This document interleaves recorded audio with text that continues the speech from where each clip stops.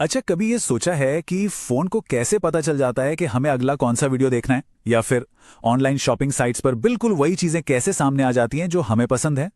इन सब के पीछे है एआई, यानी आर्टिफिशियल इंटेलिजेंस। ये सिर्फ कोई फैंसी शब्द नहीं है, बल्कि एक ऐसी टेक्नोलॉजी है जो हमारी दुनिया को, सच कहूं तो, पूरी तरह बदल रही है। तो चलिए आज इसी के बारे में थोड़ा और जानते हैं।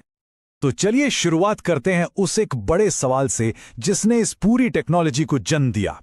सवाल यह है कि क्या मशीनें वाकई में इंसानों की तरह सोच सकती हैं? बस यही एक सवाल है जो हमें सीधा आर्टिफिशियल इंटेलिजेंस के सेंटर में ले जाता है। तो फिर सवाल उठता है कि ये एआई आखिर है क्या भला? नाम सुनने में भले ही थोड़ा भारी भरकम लगता हो, पर यकीन मानिए इसका कॉन्सेप्ट काफी सीधा साधा है। देखिए, एआई को एक बहुत ही सिंपल से फॉर्मूले में तोड़ सकते हैं। मशीन प्लस लर्निंग, मतलब सीखना, और फिर डिसीजन लेना। सीधी सी बात है, हम मशीनों को एक तरह से सिखा रहे हैं, उन्हें वो काबिलियत दे रहे हैं कि वो जानकारी से सीखें और फिर बिल्कुल इंसानों की तरह अपने फैसले ले सकें। और सच तो ये है कि हम सब हर रोज एआई का इस्तेमाल करते हैं, शायद बिना जाने हुए। जब कोई एलेक्सिया या सिरी से बात करता है तो वो एआई ही है जो आवाज को समझ रहा है, या जब गूगल मैप्स ट्रैफिक देखकर हमें सबसे तेज रास्ता बताता है, वो भी एआई ही कर रहा है।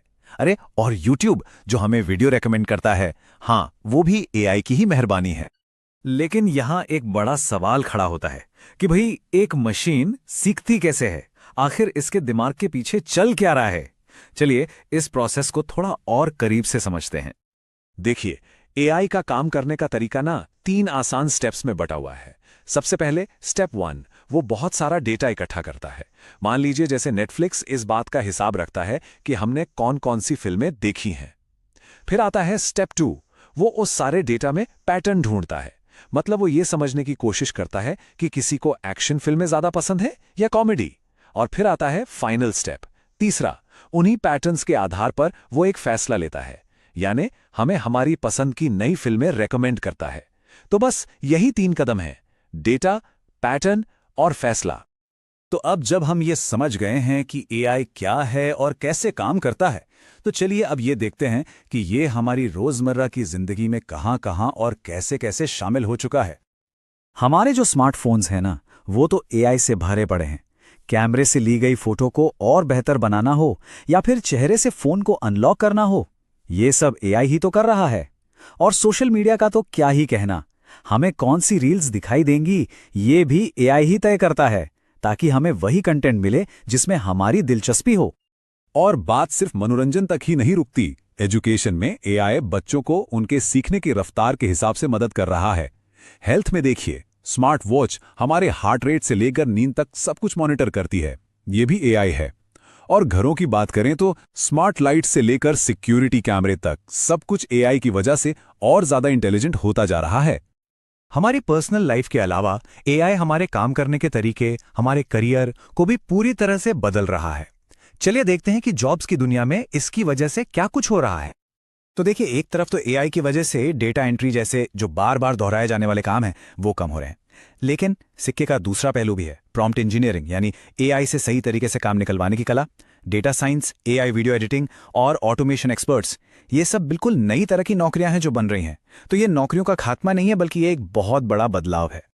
तो सवाल ये है कि इस नई दुनिया में कामयाब होने के लिए कौन सी स्किल्स जरूरी होंगी। अब देखिए, क्रिएटिविटी, क्रिटिकल थिंकिंग, मतलब किसी भी चीज को गहराई से सोचना, और चैट जीपीटी या कैनवा एआई जैसे टूल्स को इस्तेमाल करने की जो स्किल है, वो पहले से कहीं ज्यादा कीमती हो गई है।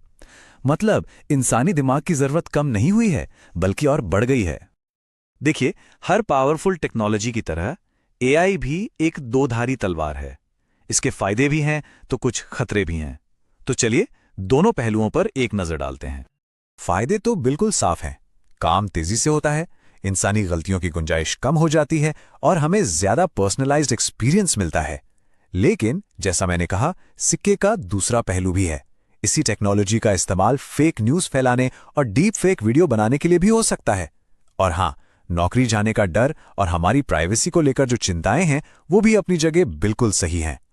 तो इन सारी बातों को ध्यान में रखते हुए चलिए थोड़ा भविष्य की ओर देखते हैं और ये कल्पना करते हैं कि आने वाले समय में एआई हमारी दुनिया को और किस तरह बदल सकता है। आने वाला समय वाकई काफी रोमांचक लग रहा है।